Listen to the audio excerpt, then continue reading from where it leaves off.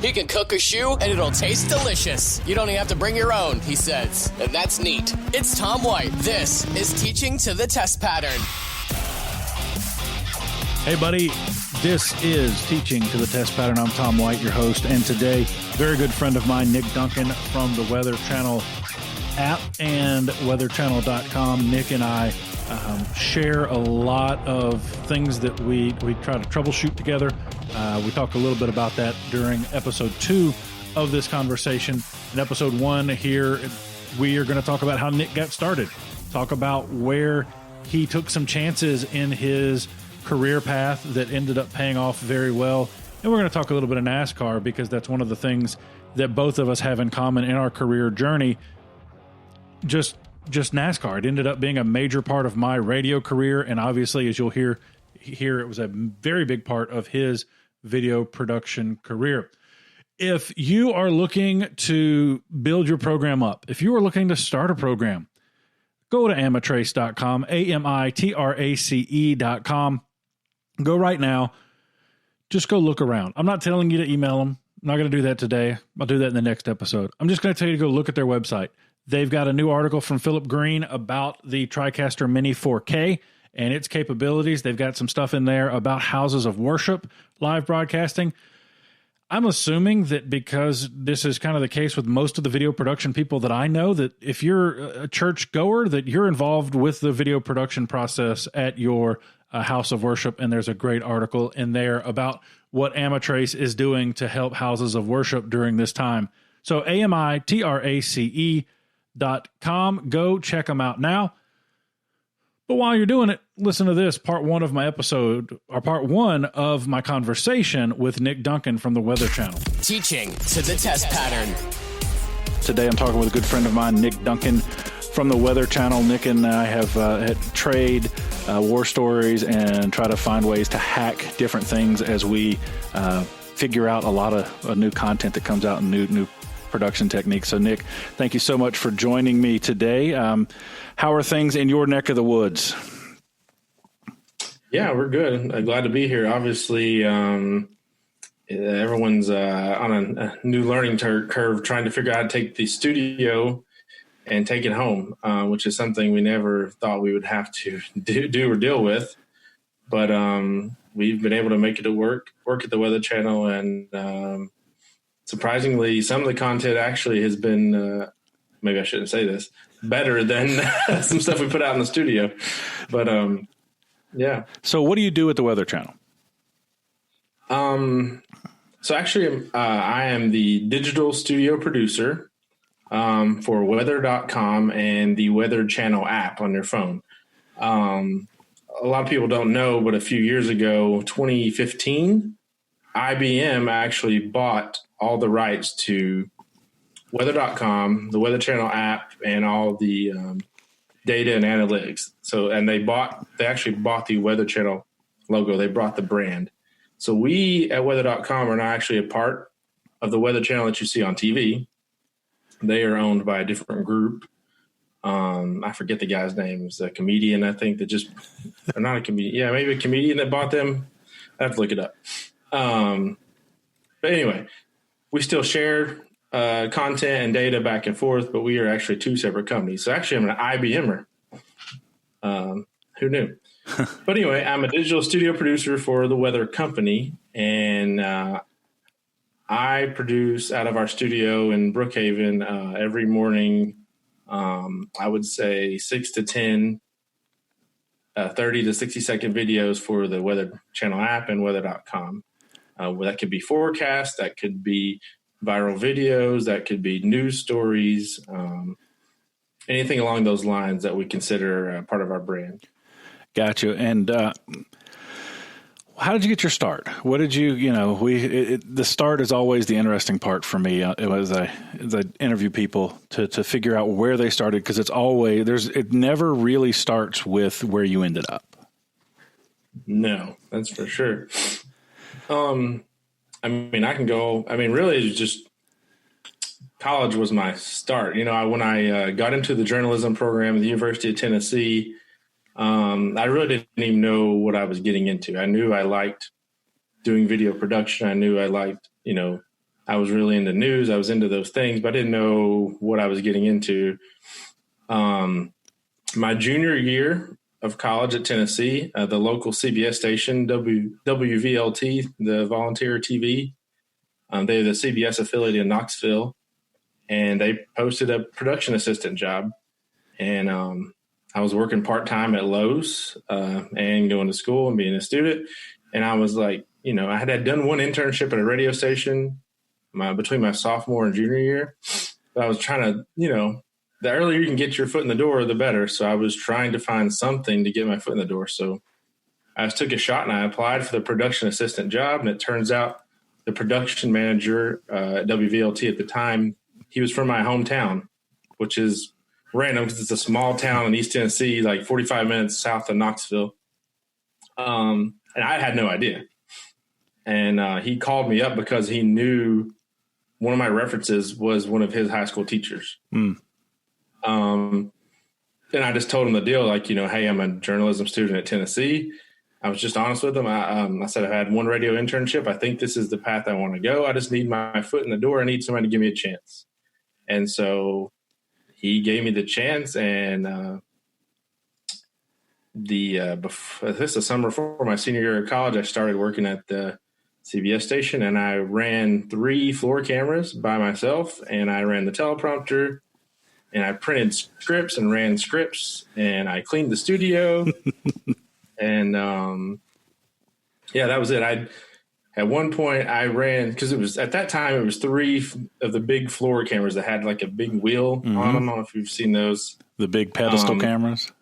Yeah, and the studio floor for some reason was uneven, so like you had your shot sheet. It was a still printed out paper shot sheet that was on the clipboard to the camera, and you'd follow it, and you would have to run and set your shot. And if you didn't turn the wheel just right, I remember I was doing weather one night, and I looked over, and the main camera was rolling across the studio. But I couldn't leave. Well, I couldn't leave the weather. I couldn't leave weather because we were in the middle of weather to go catch the camera. So I'm like reaching, holding one camera with my foot. But no, yeah, and that was my first jump into TV production field, I guess. So let me ask you this, going to go off a tangent real quick. I'll give you a moment to answer. What do you think was the most important thing you learned in J school at Tennessee? The most important thing I learned. This probably goes back to what's going to be your last question on the list, but we'll get there. Most important thing I learned was just don't turn down any opportunities, really. I remember one time after class, there was a professor said, I need someone to volunteer to stay after to shoot a video. We didn't know what it was. So no one raised their hand, so I raised my hand. And it turns out it was one of the local radio DJs. He wanted someone to shoot him and 3 country music singers. He was doing interviews, and he was shooting a demo tape for him because he was trying to get on a show in Nashville. And because I did that actually led to my internship at the radio station a year later. And I'm actually still good friends with that radio DJ in Knoxville. And it led to, he let me interview him for several pieces down the road through my college career. So excellent. Yeah. The main thing, just don't turn down any opportunities because you never know what it's going to lead to. So you started at the TV station. What did you do after that? So I did that that's the summer before senior year, my whole senior year of college, and leading up to May graduation in 2011, actually, I was going to be 1 credit short, and I had already took a radio internship, but they wanted you to take another internship. It was weird. Even though I was already working in the industry, I was already a studio, camera guy, a studio camera operator. I still had to have a internship to complete my graduation. So, and I tried to work it out with the CBS station that I was working with, but it was weird for them because I couldn't I was going to work 3 days a week and then intern 2 days a week. But they were like, but if you're here, we kind of have to pay you. It was a weird thing. So I actually had to take the decision to quit my job at CBS and take an internship across the city at the NBC station, WVLT. And then I went back working like 25 hours a week at Lowe's. Wow. So I was using Lowe's to make money, pay my rent. And then I actually had to quit a job, this was probably one of the, biggest decisions I had made early on. I was like, man, if I just walk away from this just for an internship, maybe I may never get back in the field, So I went to the NBC station, WBR, sorry. The NBC station, Channel 10 in Knoxville, and I was a reporter intern from May through August of 2011. And so I walked across the stage in 2011 in May, but they did not give me my diploma until August until I completed that final internship. So everything hinged on finishing the internship. And I was able to it was my first time, besides stuff we'd done in class, I was able to make a resume tape as a reporter and things like that. I was able to get more editing experience, and I was not getting that, at the other station. So it was just an opportunity to add to my resume. Gotcha. When we met, you worked, you were doing a lot of stuff with NASCAR. Kind of tell us what that was. Yep. And then after August 2011, I kind of went for like 6 months just working at Lowe's and applying and interviewing. And I went to my first TV station interview was in Hazard, Kentucky. They're not even in the top 210 markets. They cover up a TV station in, I think, if you're in Hazard, you still seeing the Lexington News, you'll see the Hazard News or something like that. And I had several friends from my class who went there, but not that I was too good for it or anything. I just didn't feel like it was the right fit, And I was always a big NASCAR fan. And again, I saw a production assistant job at NASCAR in Charlotte, and I applied, and it just felt right because I fit everything with the bill and the description. In January 2012, they called me, and I went over there, and I actually started. It wasn't what I thought it was. It was $10 an hour. I was sitting in a dark room, no windows, and for 8 hours a day, I logged race footage. They would send like 20 shooters or so to the track every weekend, and they would bring back hours and hours of footage. And it was me and I guess 15 other guys and girls in a room. And I started logging the truck series races because no one's wanted to log those. That's like the lower level. And did that for about 8 months. And then NASCAR.com moved from Atlanta to Charlotte, and I applied to move over with them and be a production assistant, and kept growing from there.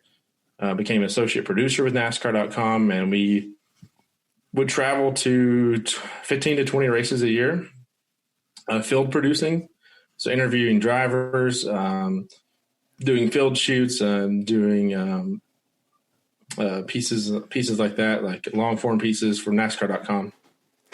Excellent. What's your favorite memory of your NASCAR days? I think, like I said, I'd been a huge fan. 2013, being in Victory Lane in Homestead, Miami, with Jimmy Johnson, he won his sixth NASCAR championship. It's like a surreal moment. I'm sitting on the asphalt on the pavement. He's doing his burnout. He pulls into Victory Lane. The confetti flies. And, you're like, it's just one of those moments you look around and you're like, how did I get from running scripts to sitting here in Victory Lane, with one of the premier athletes of their sport, Yeah. One of the things that if you've never been to a NASCAR event, and if you've only seen the newspaper clippings or clips on TV, doesn't do it justice, especially that Victory Lane and after that checkered flag drops. Yeah.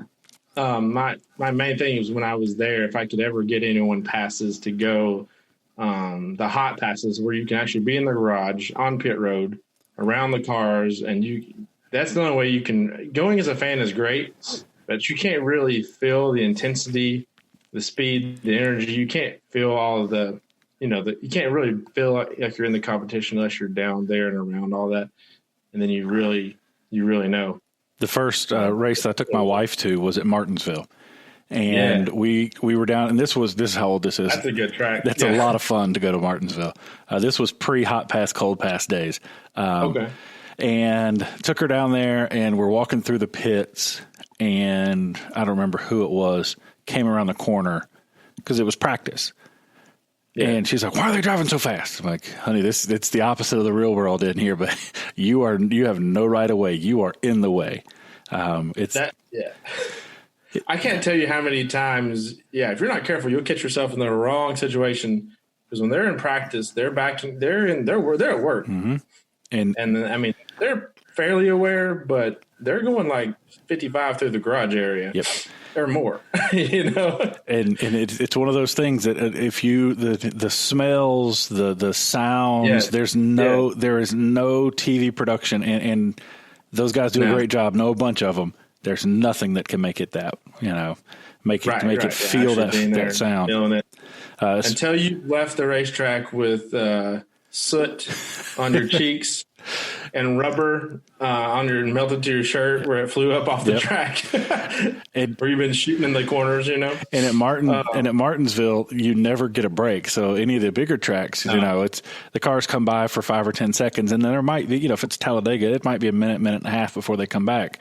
At Martinsville, there's never a break, and it was a great introduction for her into NASCAR. And then we went to Charlotte and Bristol and all those places as well back in the day. Yeah. Teaching to the test pattern. One of the things that Nick brought up was his internship and having to quit his job in order to take that internship so he could graduate. And one of the things that I thought of as an educator are how many things that we potentially put in the way of our students reaching their goals, and just for the sake of doing it. There was the guy obviously had his experience, but he hadn't been able to check that box that said he had worked for free in an industry. So think about that as you're planning your school year. I hope that doesn't bum you out. But it was one of those things where, as he said it, I was like, man, that makes a lot of sense. That doesn't make a lot of sense. Why do we do that sometime? And I hope that, as an educator, I'm not doing that to some of my students.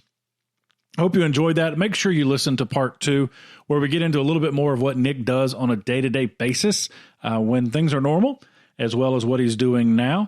And make sure that if you didn't already, go to amitrace.com, amitrace.com, and just go look around. Don't email them. Don't email them today. Just go look around and be impressed by what they do, and then you can email them tomorrow. Have a great day. Go make some awesome. Thank you so much for downloading. Teaching to the test pattern.